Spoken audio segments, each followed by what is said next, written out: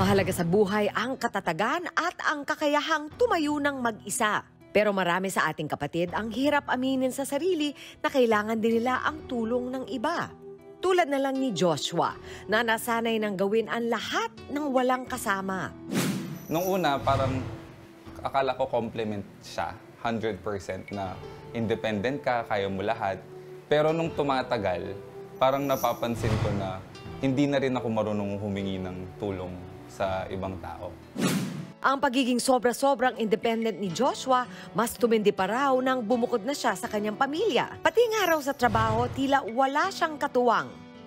Nagkataon na ako lang din mag-isa sa department ko. So kahit na may ka-team ako dito sa office namin sa Pampanga, hindi sila directly connected sa trabaho ko. So basically, kahit na nag-office ako, kailangan ko pa rin paraanan yung mga trabaho ko na akong mag-isa lang.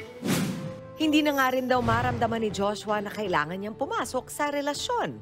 Nag-invest na ako sa time, ganyan, sa effort, and of course, sa pera pag lumalabas kayo. And then after a few months, parang hindi ko ganun nararamdaman yung connection. Tapos bigla, sobrang dali kong mag-let go. Kahit na nakapag-invest na ako ng maraming oras doon sa taong yon. Sa tingin niya, nagsimula ang kanyang hyper-independence sa kanilang pamilya. Sa family side, kahit bunso ako yung decision maker ng family kasi wala na yung papa ko. So, basically, sanay din sila na sa akin nakaasa yung paggagawa ng decision, kung ano yung gagawin dito, anong gagawin sa ganyan. Kahit na hindi na ako nakatira sa bahay namin, ako pa din yung tinatanong. So, hindi ganun ka-normalize na hihingi ako ng tulong sa kanila kasi madalas ako yung hinihingan ng tulong. Same din sa group of friends ko. Ang payo ng ating eksperto para sa mga taong may hyper-independence tulad ni Joshua. Important yan kasi there are hyper-independent people who are very proud na independent sila. And parang nami-mix nila yung hyper-independency tsaka yung independence lang. Diba? Pero parang I made it by myself. Ako lang. First is to admit that they need help. They have to admit na they cannot do everything on their own, and it's okay to ask for help. Kailangan naintindihan mo na it's not wrong to ask for help. It's not a sign of weakness, and it's okay. You can ask for help.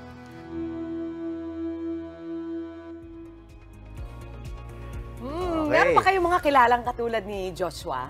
Si Jester. Hoy! Hoy! Hoy! Hoy! Hoy! Hoy! Grabe! Hindi ako nag-hesitate doon. Ako alam mo. O, tingnan mo, bait ko sa'yo. Bali, Victorian, it took me 5 seconds. Sila right away eh. Jester. Parang hindi naman.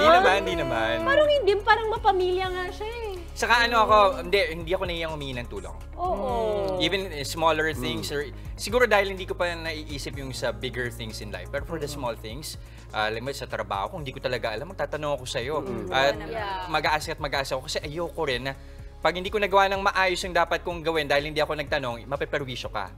Yun ang mas gusto kong, yun ang mas concern ko. Ito naman kasi dahil very choosy. Hindi kasi nga, no, ano sa na relationships. Love life. Yes. Very independent din naman kasi talaga yung lifestyle ko. Kaya Right. yun siguro nasabi nila. Yeah, kasi napapag-usapan din namin minsan yun. Oo, so yun yung sinasabing hyper-independence, yung sobra-sobra na, labis na. Kasi independence, yun na nga, talaga naman yun ang parang gusto nating maging, di ba? At yung gusto nating yung mga anak natin, gusto natin silang palakihin na nakakaasa sa sarili nila.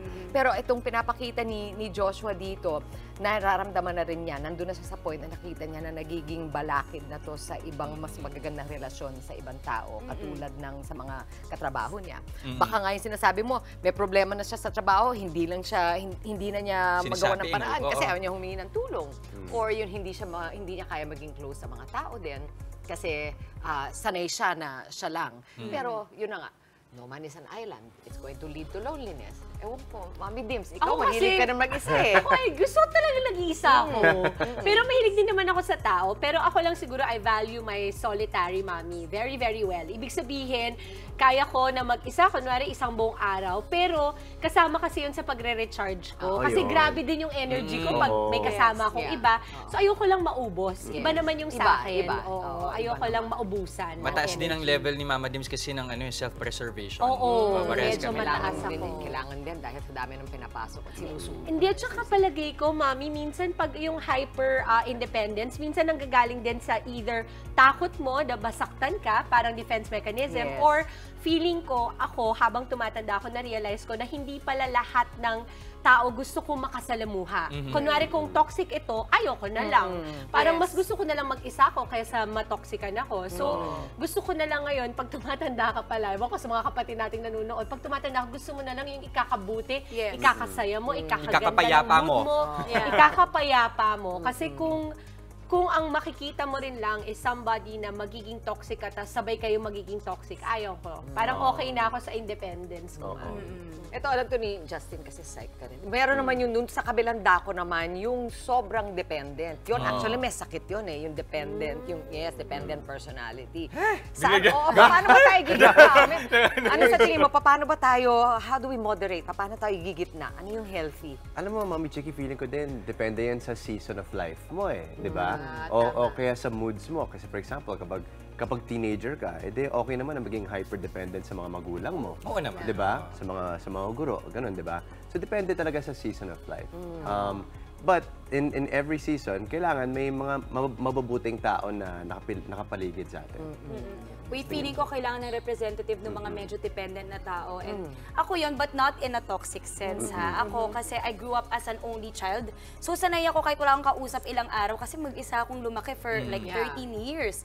Pero parang sa kabila naman nun, when I was growing up, parang I felt na parang gusto ko yung may sinishare ako ng mga nangyayari sa buhay ko. Gusto ko yun eh, kasi I tend to be very emotional. So, pag meron akong kahit isang tao lang na naka-assign sa akin, na mapagkwentuhan ko na mga ginagawa ko araw-araw, ano nangyari today, ito yung mabigat sa loob ko, I feel better.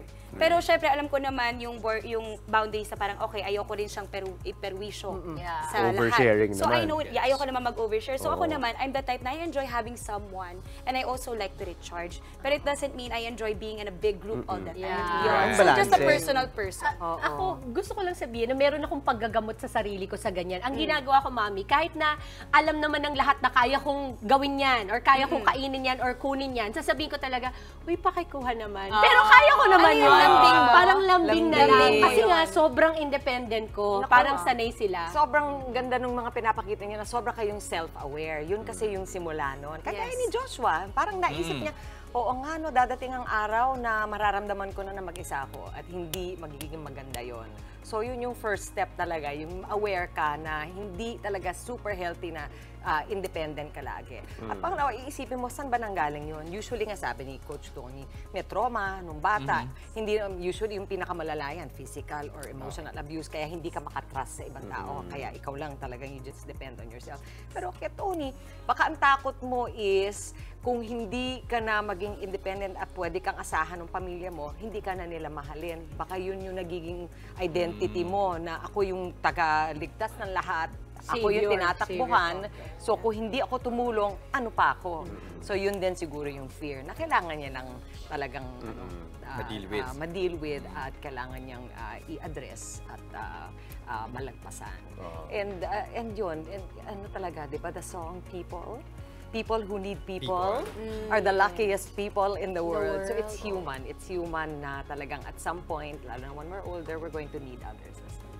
Okay, sige na nga. I need people na nga. Okay, I changed my mind. Naganda kasi pagkakasabi ni Mami Chiki. Okay, I need people. I need you guys. Okay.